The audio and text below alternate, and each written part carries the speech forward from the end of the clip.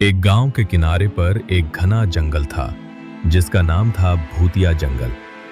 जंगल के अंदर का रास्ता इतना भयानक था कि सूरज की रोशनी भी वहां तक नहीं पहुंच पाती थी। गांव के लोग जंगल की कहानियों से डरते थे और जंगल की ओर जाने से बचते थे। कहा जाता था कि जंगल में एक बहुत पुरानी और जर्जर हवेली खड़ी थी जिसमें एक राजा की आत्मा रहती थी। राजा अपनी मौत से कुछ ही दिन पहले आशीर्वाद प्राप्त करने के लिए उस हवेली में गया था, लेकिन वो वापस नहीं लौटा और उसकी आत्मा वहीं कैद हो गई। एक दिन गांव में एक साहसी युवक अर्जुन आया।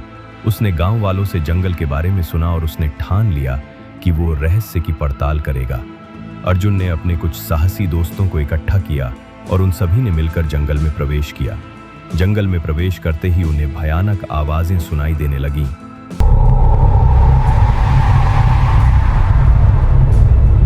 अर्जुन और उसके दोस्तों ने हिम्मत जुटाई और आगे बढ़ते रहे। रात होते होते वे हवेली तक पहुंच गए। हवेली से एक अजीब सी रोशनी निकल रही थी।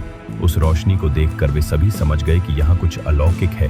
उन्होंने हवेली के अंदर कदम रखा और देखा कि हवेली के अंदर का दृश्य किसी रोशन महफिल की तरह था।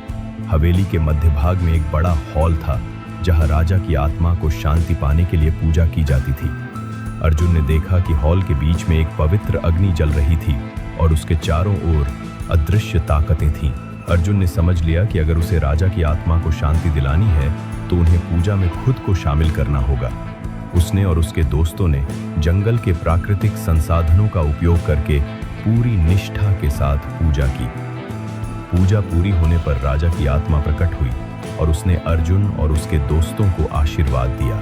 राजा की आत्मा मुक्त हुई और जैसे ही वो ऊपर आकाश की ओर बढ़ी, पूरे जंगल में एक अजीब सी शांति छा गई। गांव वाले जब ये दृश्य देखने के लिए जंगल की ओर दौड़े तो वे हैरान रह गए। उन्होंने देखा कि जंगल का अंधेरा नर्म हो गया था और पत्तियों की सरसराहट मानो किसी सुखद संगीत में बदल गई थी। अर्जुन और उसके दोस्तों के साहस और ज्ञान के कारण जंगल अब भूतिया नहीं रहा। लोगों ने उन्हें अपना हीरो माना और भूतिया जंगल अब एक पवित्र जंगल के रूप में जाना जाने लगा।